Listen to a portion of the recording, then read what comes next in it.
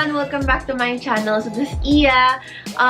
For today, I'm going to be sharing with you how I lost weight during the quarantine. I think many of us girls or even guys who really worked out during the quarantine to stay fit, to stay healthy. So I'm also one of them. So this video is really me sharing it with you guys. Before I start, a little disclaimer lang. What I'll be sharing with you now are really based from my own personal experience. So, and this is parang kwento lang on what worked for me or what helped me lose about 33 pounds. Another disclaimer, I am not a professional, but I really wanted to share lang this with you guys to inspire people like me who want to be fit, healthy, and happy. Sorry, I'm looking at my phone because I wrote down parang the key things I want to share with you guys in this video.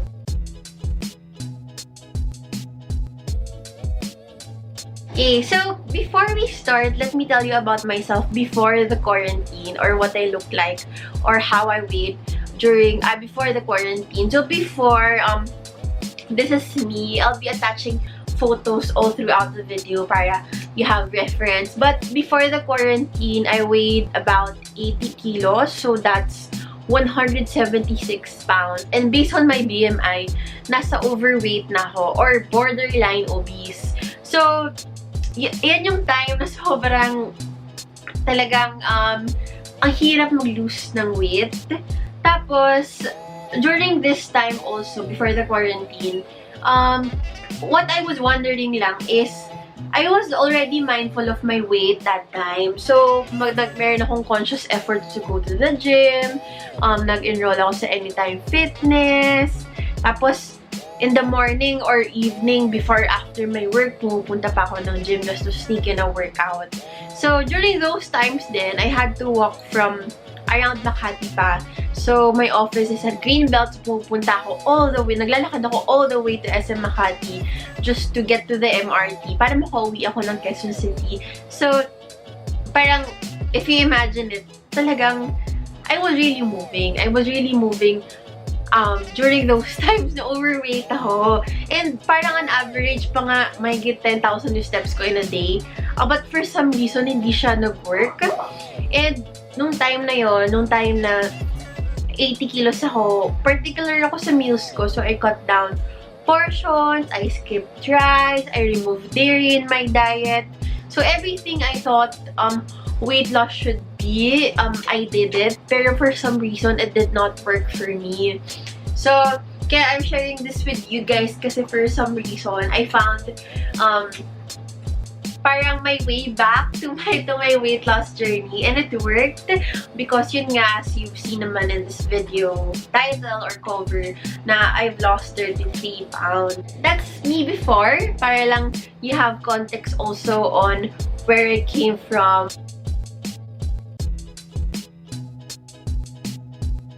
My first bullet point actually is why I started. So, nag-start talaga ako nung in-announce yung 2-week ECQ last April. So, lahat tayo, most of us were working from home. And I really wanted to make the most out of those 2 weeks.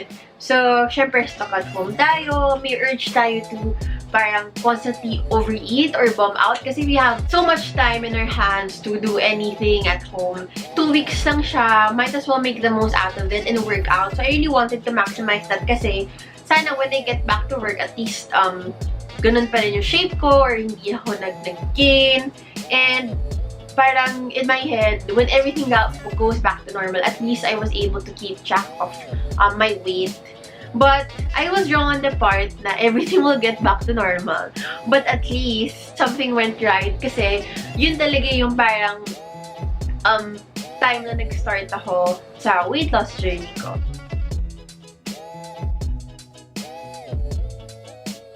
My next parang bullet point here is how I kept going. So I really wanted to give credit to my best friends, si Ina and Erica, especially Erica, kasi she was also so motivated. So we were all working out together, nag-update kami sa Messenger. Meron pa nga kaming parang challenge na we have to send each other ng time-lapse videos as proof na nag-workout kami on that day. So, parang having a support system is really something that helped me throughout this journey.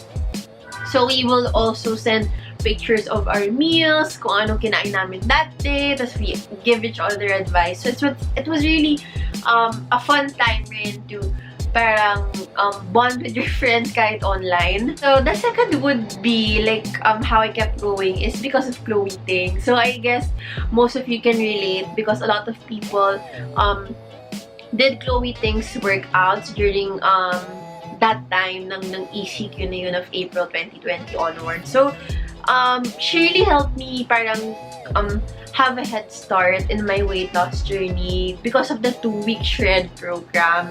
So, I think a lot of girls would understand kasi I saw a lot of people who tried that program as well.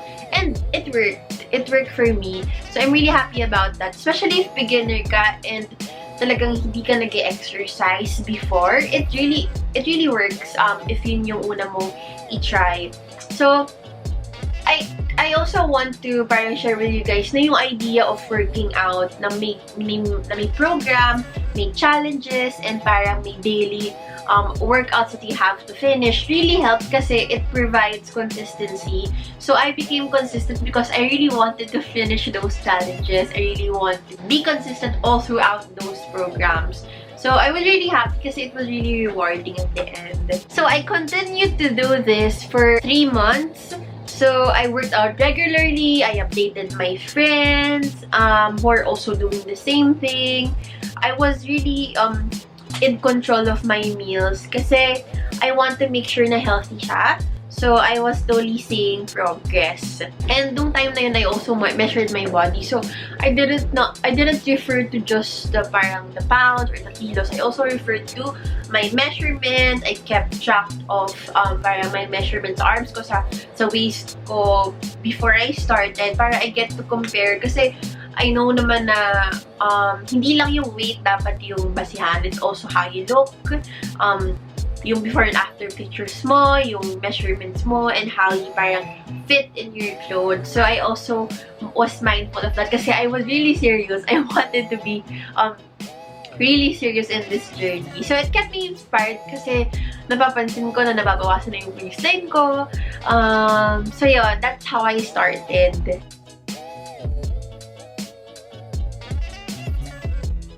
Second bullet point, third bullet point pala is the exercises I did. So, I mentioned to you earlier na I did Chloe Ting's programs.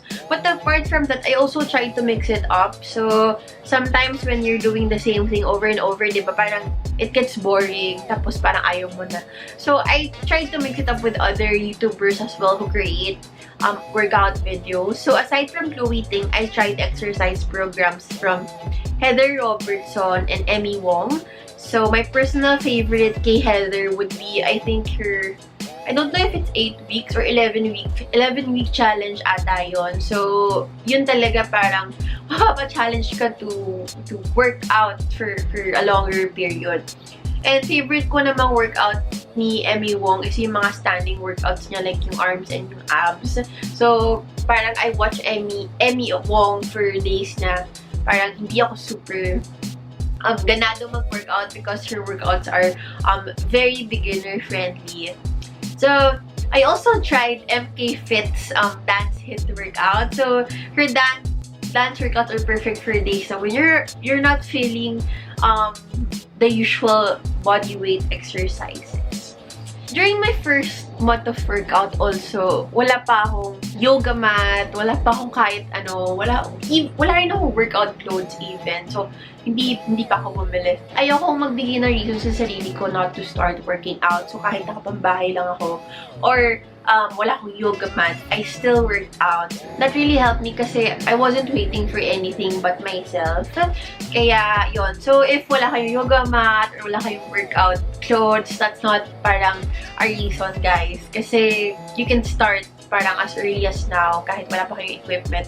And, slowly, parang as you go, you get to invest on the workout clothes, on the parang yoga mat, and even booty bands. So ako, I did that on my first month. Puro standing exercises lang. Minsan I work out sa carpet or sa towel. And I really parang improvised. But later on naman, I bought my yoga mat, I bought booty bands, and even a jump rope. So, jump roping is also another way to help you lose weight. Kasi it's super simple, it's fun to do, and it burns a lot of calories pala. So, since we're in the jump rope na parang conversation, it helped me on days that I don't feel like following a certain workout. Sometimes, diba, wala tayo sa mood to parang follow a workout. During the first try ko ng jump rope, I can't even finish one skip. Kahit one skip, wala.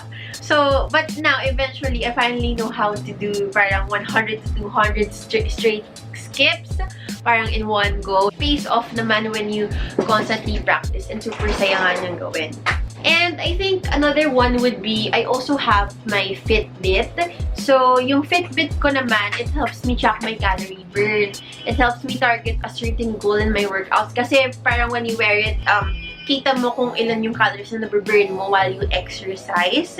My Fitbit really helped me track my calorie burn, as it tracks your calories and the heart rate, and you can see it everything in your app. So, I'll try to sneak in a couple of videos para hindi ko napapakita sa inyo na nakaganto. But papakita ko na lang by screenshots or photos in this video. So, yun, parang if you're an active person who likes to work out, or parang be mindful lang of their heart rate, and even it also tracks your sleep, which is good. So, this is really a good buy, and it's cheaper than an Apple Watch. If your parang objective lang talaga is to really be mindful of your fitness journey, I really recommend Fitbit.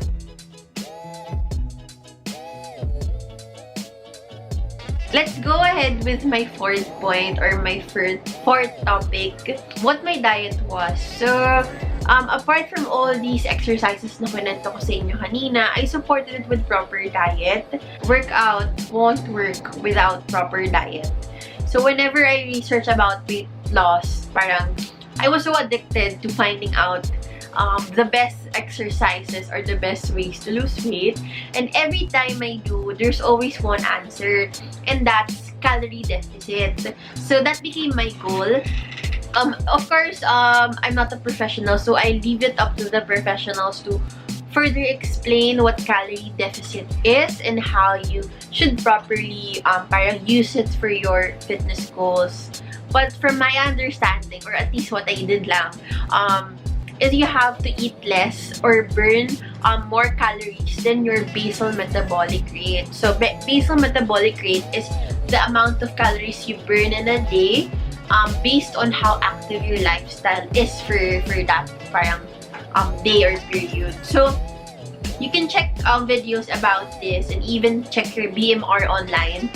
There's a BMR calculator naman online. So, again, I'd like to leave this up to the professionals, but this was my basis on the calories I should eat, as well as parang the amount of exercise I should do.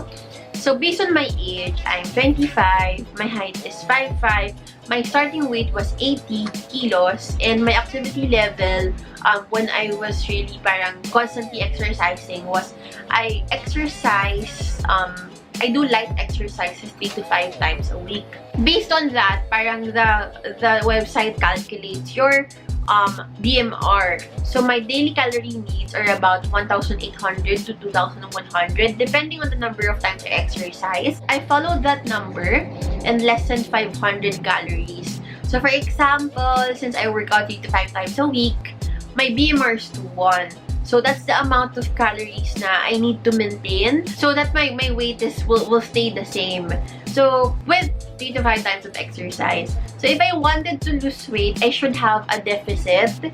And my goal was to burn at least 300 to 500 calories per day. So, for example, 2,1 nga yung BMR ko, minus 500, that's 1,600. And that 1,600 calories was how I track the number of calories I eat in a day. There are days naman na hindi ko siya na-follow kasi ang hirap naman na i-track mo lang siya. But what I can parang suggest if you want a calorie deficit or want to count your calories to lose weight is use MyFitnessPal. So there are days na hindi ko siya nagagamit, but parang ina-eyeball ko lang. But if you're really parang keen into apps that could help you parang track your calories, I really recommend MyFitnessPal. In terms of what I actually eat during those times, I tried cutting down on carbs such as white rice. So may time na hindi talaga ako nag-rice. But sometimes I add, pero konti na lang, hindi na 1 cup. I had more proteins, parang super na-in-love ako sa tofu. I had tuna, chicken breast, and egg as my protein. Hindi kasi ako ma-pork na person or ma-beef. So, parang I really enjoyed yung tofu, yung chicken. And I eat plenty of veggies. So, ang favorite ko would be yung sitaw, talong, sweet potato, yun, binibake ko yun, asparagus. So, I tried different recipes that are actually good. So, apart from that, I also ate more oats rather than other carbs. So, I'll be sharing with you lang naman, I'll be sharing with you here parang photos of what I eat, and you can also check my other videos on the healthy meals I create. So, I'll be linking them here naman in this video if you'd like to take a look at that. Eating healthy meals that are also delicious helped me in this weight loss journey kasi I wasn't so deprived of the food I love. Kasi I also like eating greens. I like vegetables. So, okay lang. So, this made me enjoy the process even more because healthy food is good, guys. Like, masarap siya. Hindi lang siya good for you, but it's also it's also good talaga. So, you just have to parang find the right parang healthy meal for you. Sometimes kasi when you say healthy meal, it's boring. Pero there are plenty of ways that you can make your meals healthy but still taste good.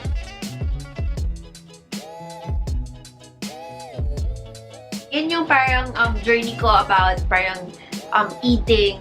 Ang next naman would be my struggles along the way. So, the process wasn't easy, but I enjoyed every bit because it was so rewarding. Na parang every month kasi I try to check my weight, I measure. So, napapansin ko, nababawasan na talaga ako. So, parang slowly, nagiging 75 na ako, nagiging 73, 70, until now, na magiging 65 ako. So, my weight parang fluctuates around 65, 63, 66. So, iba-iba siya. But, at least I'm within that range. Ang struggles ko lang here is may mga times na wala akong time to sneak in a workout kasi I work from home. So, I had back-to-back meetings, and syempre may errands din ako sa bahay. I have to take care of my dog. So sometimes hindi ko talaga siya nagagawa, and sometimes I don't feel like working out. So and that's okay kasi not every day naman is a good day, but it only takes you one decision to turn it around. Start your day with a parang mindset that you're going to exercise. So I think that really helped me parang be on track kasi I always decide na mag-workout ako today. I always push. There are also days, actually almost every day, na ang sarap ng ulam sa bahay.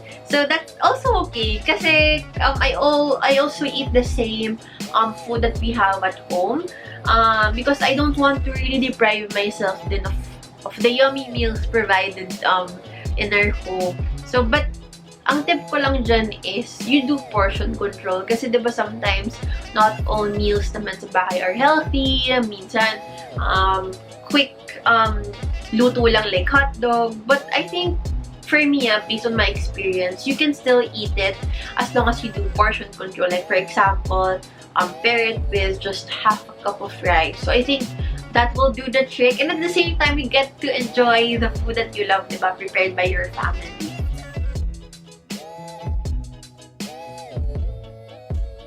Last would be me right now. So, this is me right now. So, I weigh 65 kilos. So, I'm happy to say na I am within the normal range, within my BMI. So, from a 32 waist, then I am now at 28. And from an XL, I can now fit to medium. So, this is really parang an achievement for me kasi ang hirap talaga mag-lose ng weight, guys, sobra. Pero for some reason, I'm really happy na nagawa ko siya even if I'm still parang far from my goal. So, I am nowhere near my goal actually. I originally wanted to do this video when I reach 60 kilos. Pero, I'll take you through my journey because I am still a work in progress. But, ginawa ko na tong video na to kasi baka malayo pa yung 60 kilos. But yeah, I feel happy right now with my body, both inside and out. I'm so excited to take care of it even more kasi nakita ko na yung progress ko. I really want to focus on my journey first for this video. But I'm planning naman to share a couple more tips like healthy habits or maybe even Q&A session. So if you're like me who wants to start this journey and make it a lifestyle, I think my final tip lang here is start today and turn it a habit. And if you want to know more about my weight loss journey, you can follow me on Instagram, ask me there, or share your questions in the comments below. Ayun, I hope this video helped you in some way. But again, before I end, please be reminded that what worked for me might not work for you. So it's always best to consult a professional. Thank you so much and I hope you enjoyed this video. Thank you for watching!